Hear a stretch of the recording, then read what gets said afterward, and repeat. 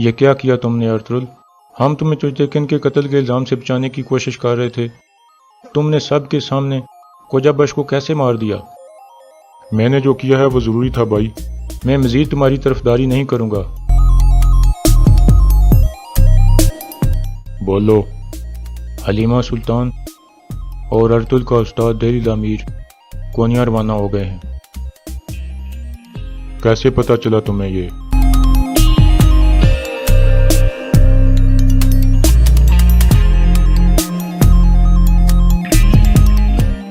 قبیلے کے حالات کافی خراب ہیں، ارطغرل بھائی نے کوجابش کو مار دیا ہے، لیکن کرکت سردار نے حائمہ خاتون کو خنجر مار دیا ہے۔ یہ کیا کہہ رہے ہیں آپ؟ السلام علیکم ناظرین، پچھلی قسط میں آپ نے دیکھا کہ ارطغرل نے کوجابش کو مار دیا تھا اور اس کے بعد حائمہ خاتون خنجر لگنے کی وجہ سے شدید زخمی ہو گئی تھیں۔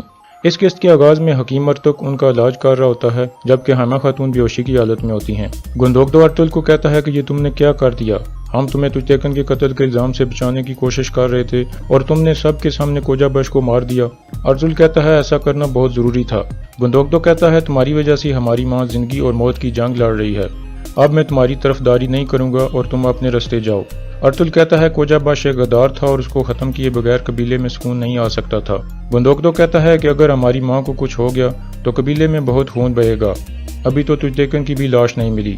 ارطغرل کہتا ہے تجتیکن زندہ ہے اور محفوظ ہاتھوں میں ہے۔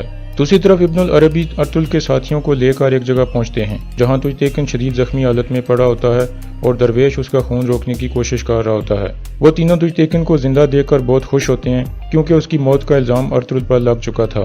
ترگت پوچھتا ہے کہ یہ آپ کو کیسے ملا؟ پھر ابن العربی اسے سارا واقعہ بتاتے ہیں۔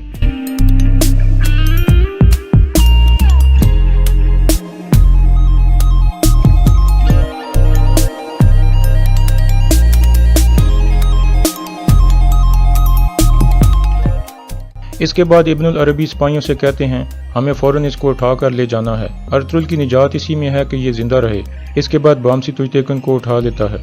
دوسری طرف کرکت سردار کی طبیعت خراب ہوتی ہے، وہ کہتا ہے کہ میں نے ارطغرل کو اپنے بیٹے سے بھی زیادہ اہمیت دی، لیکن اس نے کیا کیا؟ اس نے میرے ہی بیٹے کو قتل کر دیا اور کوجابش کو بھی مار دیا جس کو میں نے اپنے ہاتھوں سے تربیت دی تھی۔ گمستیکن کہتا ہے کہ اگر آپ نے ہوش سے کام نہ لیا تو دونوں قبیلوں کے درمیان بہت خون خرابہ ہو جائے گا، ہمیں اس مسئلے کا حل سوچ سمجھ کر نکالنا ہوگا۔ کرکت سردار کہتا ہے کہ اگر ارطغرل کو سزا مل جائے اور کائی قبیلے کو یہاں سے نکال دیا جائے تو میں مطمئن ہو جاؤں گا اور مزید کسی کا خون نہیں بہے گا، صرف ایک آدمی کا خون بہانا ہوگا اور وہ ہے ارطغرل۔ یہ فیصلہ ہم جرگے میں کریں گے۔ پھر وہ گمستیکن کو کہتا ہے کہ تم جاؤ اور یہ بات گندوکدو کو بتاؤ۔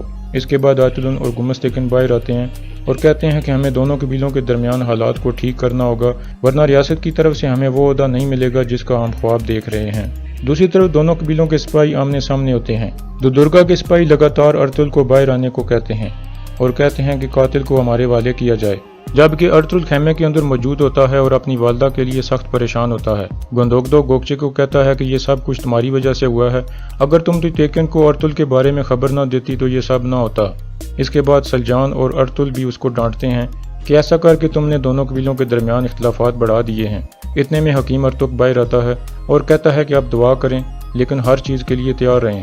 اس کے بعد ارطغرل اور گندوکدو دوبارہ اندر حائمہ خاتون کے پاس چلے جاتے ہیں۔ اتنے میں باہر آیتولن حائمہ خاتون کی طبیعت کا پتہ کرنے پہنچتی ہے، لیکن اس کا سامنا سلجان سے ہو جاتا ہے۔ سلجان کہتی ہے میں تمہیں اندر حائمہ خاتون کے پاس نہیں جانے دوں گی۔ اس کے بعد سلجان اسے کہتی ہے کہ میں تمہارے بارے میں بہت کچھ جانتی ہوں، لیکن ایک مناسب وقت آنے پر تمہیں بے نقاب کروں گی۔ مجھے پتہ ہے اس بوڑھی عورت کو بھی مارنے کا حکم تم نے دیا تھا۔ اس پر آیتولن غصے میں آ جاتی ہے اور کہتی ہے بہت جلد تم لوگوں کو یہاں سے نکال لیا جائے گا، اور پھر وہ وہیں سے واپس چلی جاتی ہے۔ دوسری طرف ارطغرل حکیم ارطغرل کو بھی بتا دیتا ہے کہ تجتیکن زندہ ہے اور گائکلی کے غار میں موجود ہے جہاں ابن العربی اس کا خیال رکھ رہے ہیں، لیکن اسے آپ کی بھی ضرورت ہے کیونکہ اس کی حالت بہت ہی نازک ہے۔ اس کے بعد گندوکدو کہتا ہے کہ ہمیں جلد سے جلد تجتیکن کو واپس قبیلے میں لانا ہوگا تاکہ تمہاری بے گناہی ثابت ہو سکے۔ اس کے بعد ارطغرل حکیم ارطغرل کو کہتا ہے کہ اگر میری والدہ اب ٹھیک ہیں تو آپ فوراً تجتیکن کے پاس چلے جاؤ، جس کے بعد حکیم ارطغرل وہاں سے چلا جاتا ہے۔ دوسری طرف تانگوت جاسوسی کرنے کے بعد نیان کے ڈیرے پر پہنچتا ہے۔ بولو۔ حلیمہ سلطان اور ارطغرل کا استاد دہلی الامیر کونیا روانہ ہو گئے ہیں۔ کیسے پتا چلا تمہیں یہ؟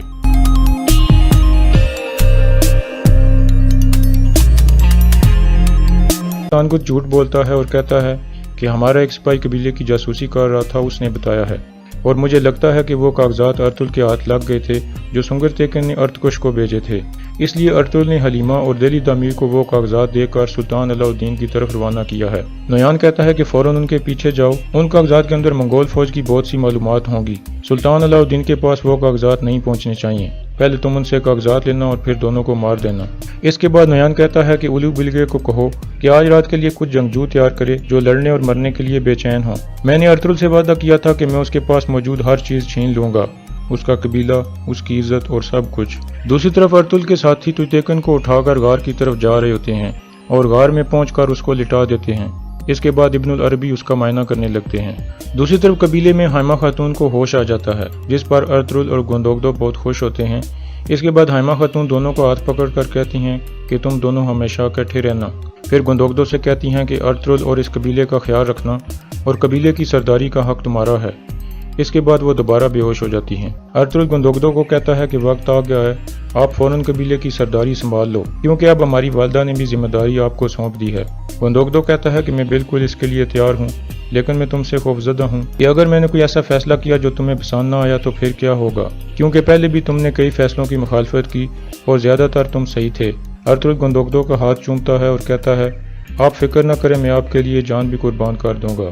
دوسری طرف آیت الن گمستیکن کو کہتی ہے کہ حائمہ خاتون کے بارے میں کوئی خبر نہیں مل رہی اور سپاہی بھی آمنے سامنے کھڑے ہیں۔ گمستیکن کہتا ہے اگر کوئی خبر نہیں ملی تو اس کا مطلب ہے وہ زندہ ہیں، اس لیے ہمیں آگے بڑھنا ہوگا اور قاتل ارطغرل کو پکڑنا ہوگا۔ گونجا گل کہتی ہے کہ اگر حائمہ خاتون فوت ہو گئی تو کرکس سردار بھی قاتل بن جائے گا۔ گمستیکن کہتا ہے اس کے بارے میں ہم بعد میں سوچیں گے۔ آیت الن کہتی ہے تو پھر تم گندوگدو سے ارطغرل کے بارے میں بات کرو، جس پر گمستیکن بھی رضامند ہو جاتا ہے۔ دوسری طرف غار میں ابن العربی تویتیکن کے زخموں پر مرہم لگا رہے ہوتے ہیں۔ اتنے میں حکیم ارطغرل بھی وہاں پر پہنچ جاتا ہے اور فوراً اس کا علاج شروع کر دیتا ہے۔ اس کے بعد حکیم ارطغرل کہتا ہے قبیلے کے حالات کافی خراب ہیں، ارطغرل بھائی نے کوجا بش کو مار دیا ہے، لیکن کرکس سردار نے حائمہ خاتون کو خنجر مار دیا ہے۔ یہ کیا کہہ رہے ہیں آپ؟ حکیم ارطغرل کہتا ہے کہ وہ زندہ ہیں اور ان کو آپ کی دعاؤں کی ضرورت ہے، اور اگر ہم تویتیکن کو نہ بچا سکے تو قبیلے میں بہت بڑی مصیبت آ جائے گی، دونوں قبیلے تباہ ہو جائیں گے۔ اس کے بعد حکیم ارطغرل ان کو باہر جانے کو کہتا ہے اور تویتیکن کے زخموں کو سوئی اور دھاگے کی مدد سے سینا شروع کر دیتا ہے۔ ارطغرل کے ساتھی آپس میں بات چیت کرتے ہیں کہ اگر تویتیکن مر گیا اور ارطغرل کو موت کی سزا سنا دی گئی تو ہم ارطغرل بھائی کو وہاں سے نکال کر پہاڑوں میں لے جائیں گے اور پھر منگولوں کے ساتھ ساتھ سلجوق ریاست سے بھی لڑیں گے، جن کے لیے ہم نے اپنی جانیں قربان کر دی ہیں۔ اور یہاں اس قسط کا اختتام ہو جاتا ہے۔